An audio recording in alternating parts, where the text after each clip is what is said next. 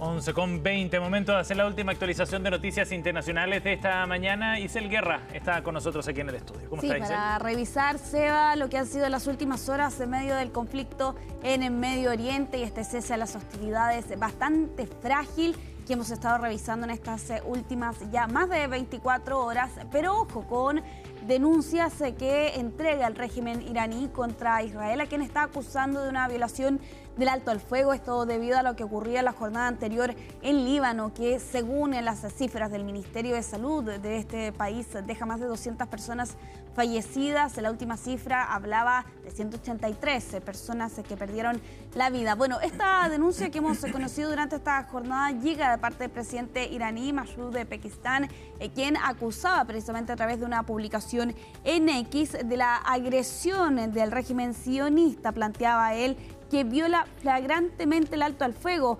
Ojo también con la declaración siguiente que esgrimía en esta publicación. Tales acciones señalan engaño e incumplimiento, haciendo que las negociaciones carezcan de sentido. Tenemos el dedo en el gatillo. Irán nunca va a abandonar a sus hermanos y hermanas libaneses, planteaba el presidente iraní en esta declaración, donde hay que tener en cuenta al menos un aspecto, y es respecto a esta advertencia que hace la posibilidad de que estas acciones carezcan de sentido para llevar a cabo negociaciones que, recordemos, están previstos en los diálogos para este fin de semana. Se entiende que Estados Unidos va a participar de ese encuentro encabezado por el vicepresidente de esa nación, J.D. Vance, acompañado por lo demás de los enviados especiales. Estamos hablando de Steve Witkoff, así como también del yerno de Donald Trump, Jared Kushner, quienes ya han participado en otras acciones diplomáticas anteriormente, pero que a raíz de lo que ocurría el día de ayer en Líbano,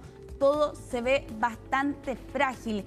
Y en esa misma línea también Israel ha acusado a la milicia de Hezbollah de lanzar 30 ataques con misiles y drones durante la madrugada a diversas ciudades, entre ellas a Kiryat Shmona, y con lo que señalan son sirenas antiaéreas que sonaron en al menos 20 ocasiones durante esta última jornada, donde además Irán ha ordenado, valga la redundancia, órdenes de evacuación durante este día a los residentes del sur de Beirut, lo que agrava, por cierto, la situación en esta zona del Medio Oriente, con la mirada puesta en Líbano y sobre todo, Seba, te diría lo que debería ocurrir en las próximas jornadas, ¿no? Lo que son los esfuerzos diplomáticos de Irán y de Estados Unidos para sentarse a negociar. Claro, con un hecho, este en particular, bien importante, que puede desarmar en definitiva esta tregua y este acuerdo de alto al fuego.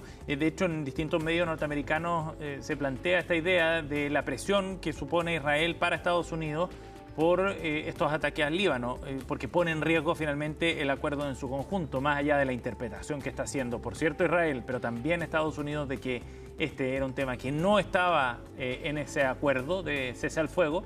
Es evidente que es un asunto central para el desarrollo de este conflicto. Sí, Irán ya lo ha advertido así también, claro, ¿no? Amenazando con una respuesta si es que efectivamente estos ataques continúan. Habrá que ver efectivamente cómo se va a resolver esta situación, teniendo en cuenta el rol que ha adoptado precisamente Israel al ser el protagonista y lanzar estos ataques. Sí. Lo comentábamos más temprano, una cantidad gigantesca de misiles precisamente y ataques aéreos que se llevaron a cabo en la jornada anterior en cosa de minutos. A eso sumar además, Seba, lo que ha informado la agencia TASS de Irán en estas últimas horas respecto del estrecho de Hormuz.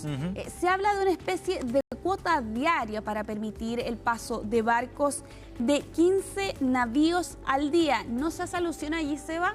¿Qué tipo de embarcación sería? Si efectivamente serían 15 petroleros al día o, por el contrario, también otros navíos como graneleros que también pasan precisamente por esta zona. Bueno, eso es lo que está informando por estas horas la agencia iraní TASS respecto del estrecho de Hormuz, en medio de una jornada donde la mirada está puesta, por cierto, en Líbano, en el estrecho de Hormuz mismo, y por cierto también en las declaraciones de Estados Unidos, de Irán y de Israel a raíz de lo que ha estado ocurriendo en estas últimas horas. Vamos a avanzar en esta revisión internacional. Han ocurrido otros hechos, por lo demás, en el mundo en estas últimas horas. Y atención con esta historia que llega desde México, con un minero que fue rescatado tras haber estado atrapado por 14 días en ese lugar.